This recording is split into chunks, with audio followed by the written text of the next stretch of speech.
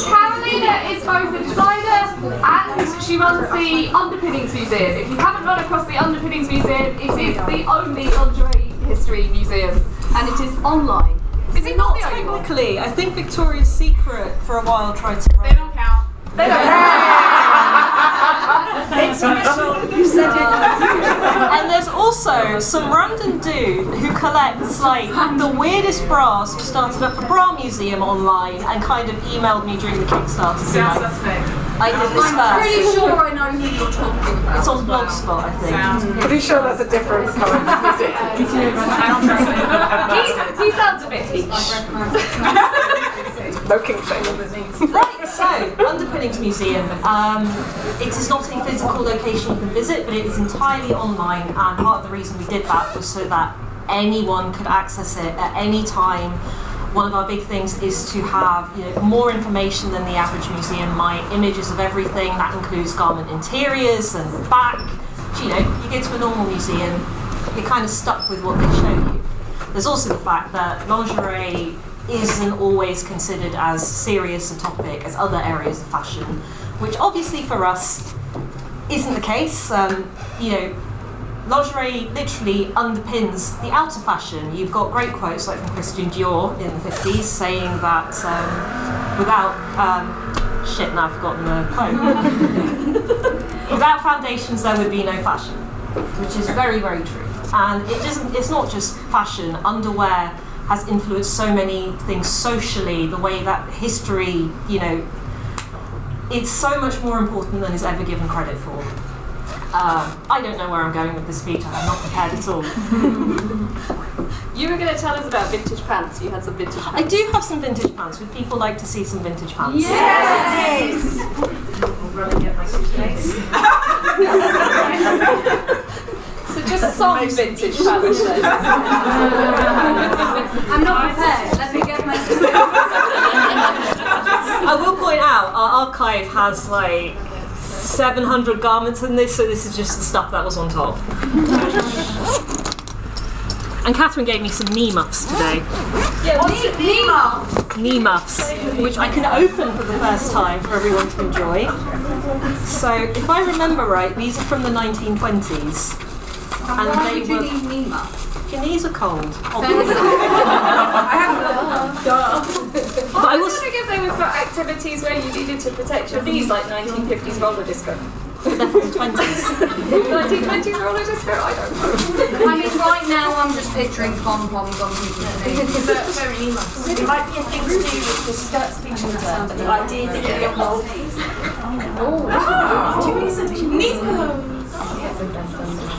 I believe I've knitted tubes, precursor to leg warmers. I love that it's the original thick edition. So this will be an interesting one to research and upload. I don't know when it will be up, but that's one thing I actually really loved about the 20s in particular. Just the ingenuity and the bonkers stuff that happened, because this was around the time period that bras started becoming a thing, that skirts were getting higher, garters, suspender belts. This is obviously everything kind of already existed in some form, but this is when it became popularised and there was a lot of innovation. And there was some really, really bonkers innovation going on. Like there was one company called the Cops Brothers Corset Company, and if you look them up on Google, in the Google patent database, there is an insane number of patents for things like, improvements to corsets, improvements to bras, and gas masks. So, let's see what is in my magic bag. I will say, if anyone at any point has a question about something, please tell me. I can ramble for hours. So everything in this bag has not been documented for the site, so this is the first time it's being seen by people. Ooh. This bra is from the 50s, and it is by La Pilar. Ah. And it was by from one of their ranges called Gay, Okay. which you can see on the label there. And I really love pieces like this because it really demonstrates that the whole strappy look is not a new thing. I see a lot of designers today getting very, very precious about the idea that the strappy bondage look is new, that people are copying them. And it's just not the case. You know, lingerie has to perform, and there's a limited number of ways you can make it perform on a human body whilst looking nice and being functional. So chances are most stuff has been done before. Nevertheless, I think that's a really lovely bra. This kind of construction, this strap goes around the waist and it means it has a low back. So it's a piece of solution wear, works with low back dresses.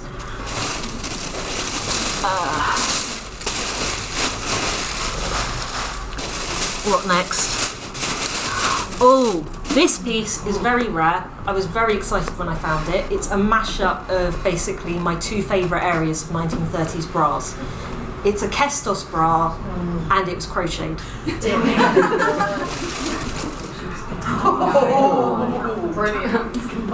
So crochet bras, I would say late 1920s is when they first started getting popularised, because a lot of women knew how to crochet. It's cheap to buy a pattern and make it at home. It didn't require, you know, sewing a bra takes a lot of skill and a lot of accuracy that may not have been possible with domestic machinery.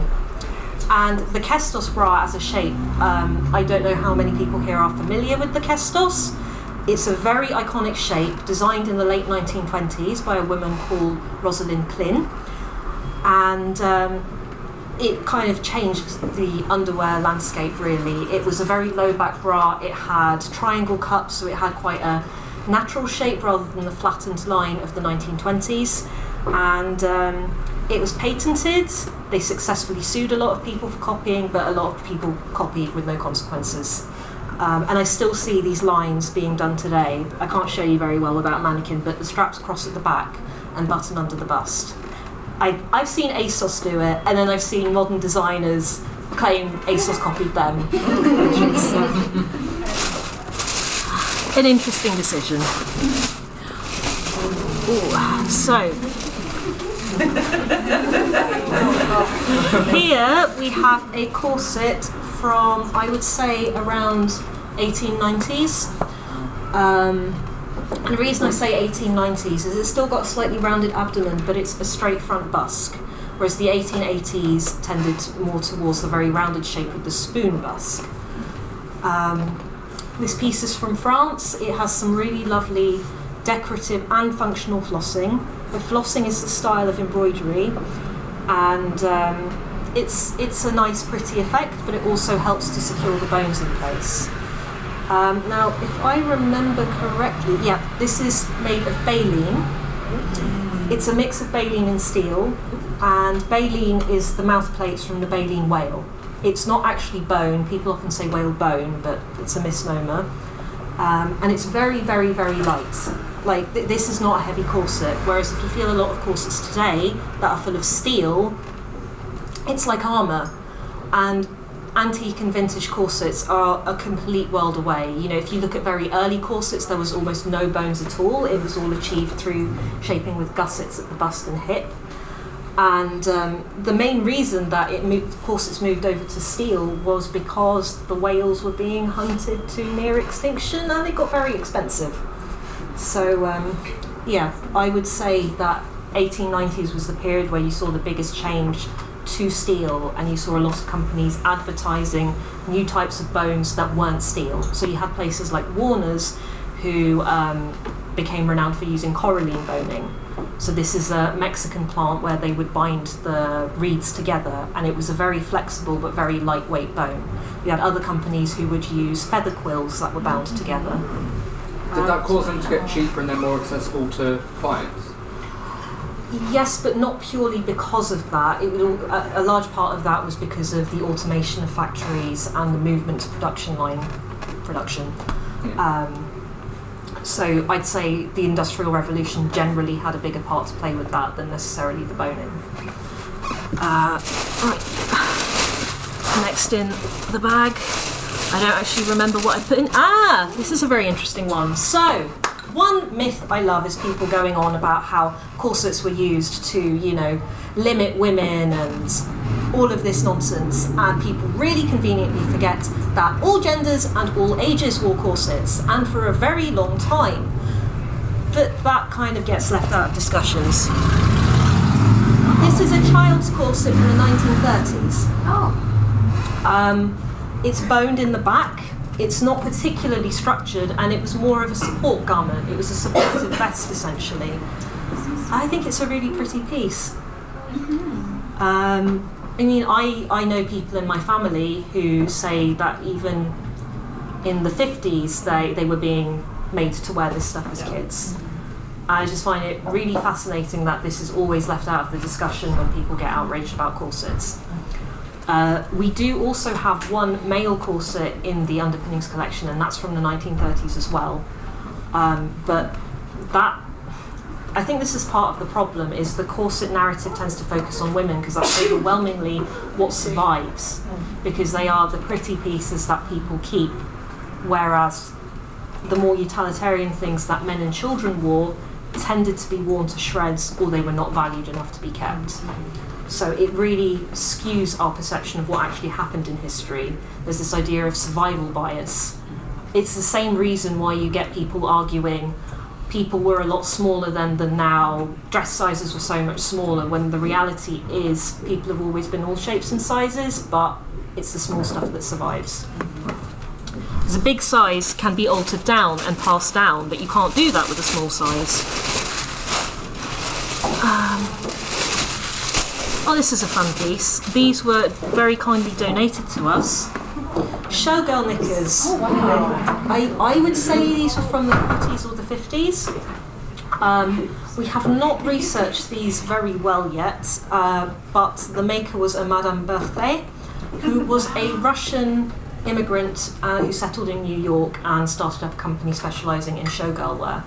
And there are some amazing surviving pieces from this label, and they tend to be very heavily beaded, proper Vegas showgirl that you imagine. This is another fun one when people claim to have invented ruffled knickers. Everything has been done before. Everything. Another crochet bra from the 30s. But this one, rather than being homemade, was by a brand called Caris in France, and they were ready to wear. So these were bought ready-made. The one thing, a couple of interesting features. Celluloid adjusters. So adjustable shoulder straps weren't really cemented as a thing until kind of the late 1950s. Master of bras. Late 50s, early 60s. So seeing earlier pieces for me with adjustable areas is always very fascinating. That's something we take for granted now in our lingerie, whereas back in the day you would have to make do with rigid shoulder straps. You would be expected to alter them to fit your figure, but they will not move with you as you go throughout your day. So yeah, celluloid is not really a material I would use because it's quite flammable and not exactly stable. Interestingly, I don't know who got to see the lingerie exhibition at the V&A. There was a bra there by J. Roussel with circles, and that's often presented as a crochet bra. It's not crochet, it's actually strips of bobbin lace that have been crocheted together. That's why it's so phenomenally expensive. There's a lot of surviving adverts from that brand, and it was very much a luxury exclusive deal, even with machine lace. Who do not know what bobbin lace is. Expensive lace. It was expensive, that's the main thing. And it's a similar look to these crochet pieces, but a lot more, the crochet is more affordable, even though it's also done completely by hand. I was just saying, my great nanny had a lot of corsets and they actually threw them all away when I was much younger. Obviously I am not allowed access to the photos of her in her corsets because they are my granddad's. And they exist. I hope eventually they will one day come to me, but yeah, they've been... What your grandparents? They're all very prudish still. I'm getting there, very slowly. Slowly. I think the first time they saw me in a sheer outfit was enough to induce a heart attack, let alone, here's my blog, I'm naked. On Monday, when I get hold of them, I will send them to you. That is going to be amazing to see. Because she is super cute. Where was I? You would get next thing. Next thing. So I don't know who follows me. I love tap pants, and these are also. Wow! Yes! So these were donated to us, but we already have a pair in pink that is on the website, which makes me think these were a ready-to-wear style, or they were somehow made for one person and two collectors ended up with them. But all of this applique, so it's a base of cotton bobinette tulle, overlaid with silk georgette, and this has all been stitched by hand. So this is a phenomenal, insane amount of work, but so much beautiful lingerie was like that. That's something that's always completely lacking from the market today. Not just because people won't pay for it, but the skills just don't exist now. That's one thing I really enjoy with studying these older garments, is you see the sheer amount of hand labour, and it's just a mind-boggling number of hours that would have had to have gone into this. How would, if it's okay to ask for people who may not be aware, if someone were to try to replicate like that exact style, how much would it cost today? I don't, as in completely hand-sewn? Right.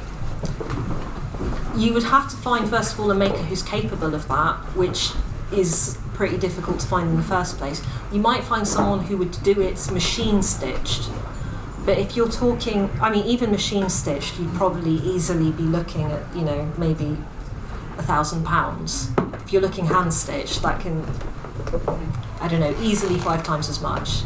You have to think about the hours that go into this, and I wouldn't want to estimate it, but I know I couldn't do it. How did they mass produce them?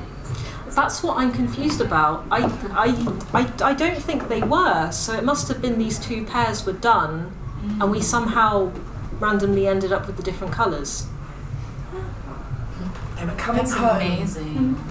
But then I have seen some stuff that was mass-produced, relatively speaking, that is so phenomenally detailed and hand-sewn, but also garment workers were historically massively underpaid, like with lace makers as well. Garment makers are still massively underpaid. That is very true. I know. Ooh, so this is a piece I can talk a lot about because I did the research on it. So, this bra was from Warner's. I think this collection came out in 1961. It was not designed by Warner's, it was designed by, I don't remember where he's from, I think it might be Puerto Rico, a designer called Miguel Ferreras, who designed this lingerie collection and then put it up on auction for the big lingerie makers to bid on. Warner's won the rights to this collection, and it ended up being phenomenally expensive to produce. But we have this bra and we have a corselet that we will photograph at some point. And it has a lot of really fascinating features, including things like this monowire. That's something you rarely see in lingerie today for a whole bunch of reasons, including the fact that it can be very uncomfortable, very difficult to fit, and very difficult to sew. But another thing I found very interesting about this range is they advertised it as suitable for a range of 3 different cup sizes. The reason for that being is there's not a whole lot of cup. So you kind of put quite a lot on that shelf. And it has a lot of really lovely features like velvet lining, it's got this lovely ribbon slot trim, and very fiddly details that you don't even see on the outside. So I imagine it was very difficult to sew and not exactly a profitable range for them. But Warner's is a really fascinating company for kind of the range of price points that they offered in this time period. Some of their most famous piece, the Merry Widow, you see like the cheaper ready-to-wear items, and then you see the luxury Champs-Élysées line, which was hand-finished, and maybe, I think actually, no, this was not part of the Merry Widow range. This is the Philly by Ferreras Allure Lycra range. Lycra was a big deal then. That's something we really take for granted now, stretch. Imagine all of your underwear without any stretch. Well, with stretch, made by latex. Sweaty. And falls apart after a few years. Yeah. So this piece is a 1920s bandeau bra. Very, very luxurious. So it's got all this beautiful lace applique, this lovely trim, and this hand-stitched ribbon work detailing. And again, I suspect that this was a luxury ready-to-wear range because I have the matching tap pants in a different colour. And it also came with multiple handkerchiefs with the same lace and trims. And Like a trousseau. sorry? Like a trousseau. Yes. Yeah. I just think this piece just has such lovely details. Just so much consideration for every little element, and the placement of the lace, and the lining is cotton tulle, and I wish more lingerie was like this today. Is anyone else with big tits looking at that and just crying inside? I just feel like even though it would never fit me and it would just sit on top of them, I'm just happy. I can just like this in my house. and just go, Yeah, that's the thing. This isn't designed to do anything. It's just designed to be pretty. I'm okay with that.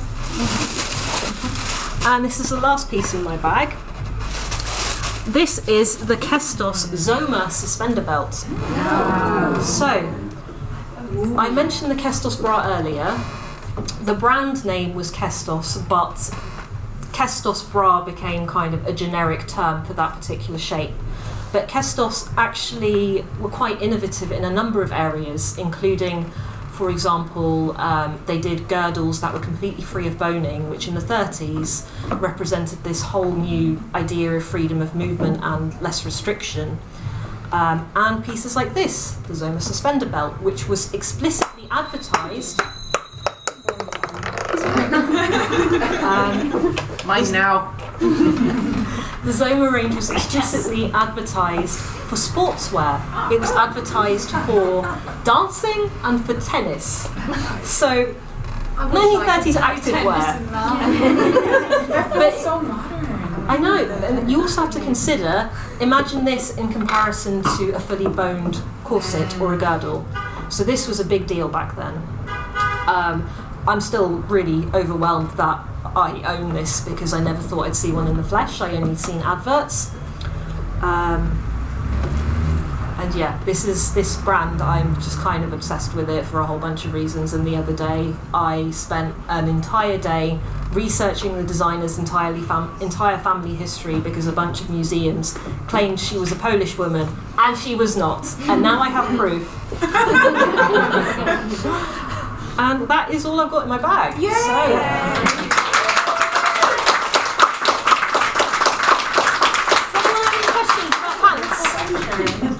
What was that one made of? That Castoffs? That one is rayon satin. So it's got no stretch in the body, no. but you've got it in suspenders.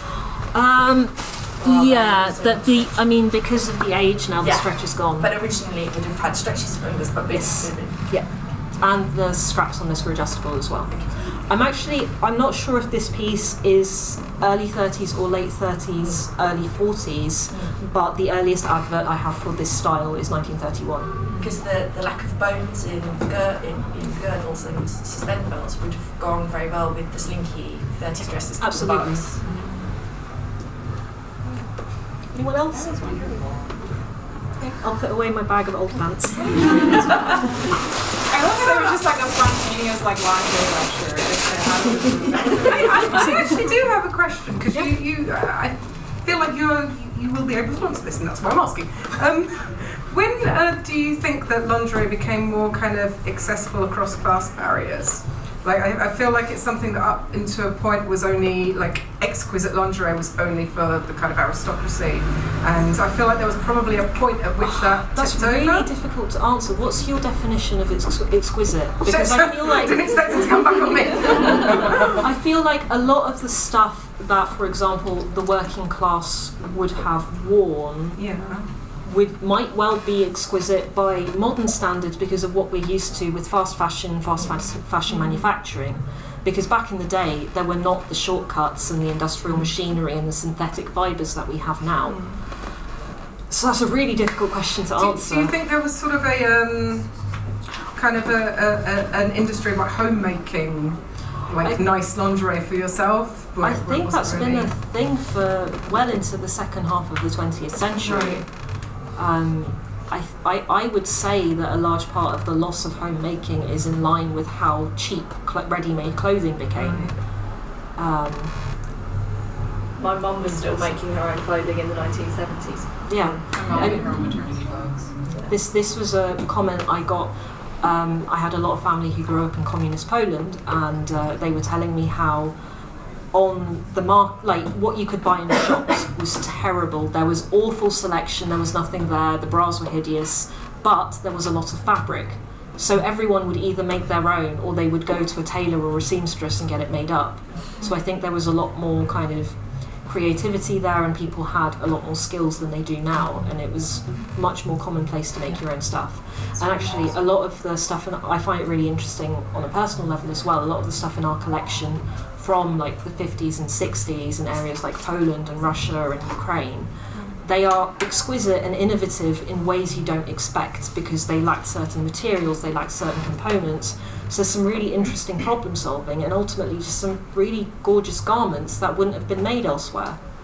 So yeah, it's really cool. How can we finance you in your ongoing endeavours in the world of lingerie?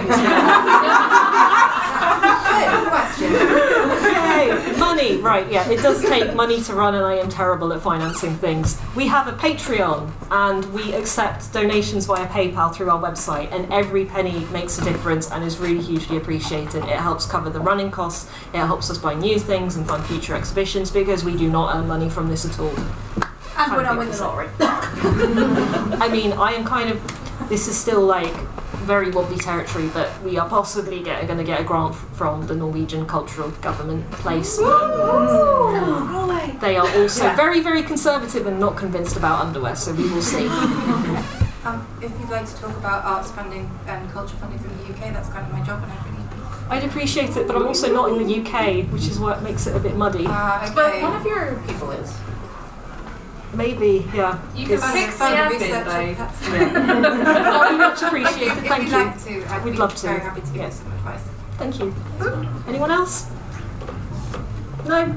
Okay. Yay, thanks. Thank you.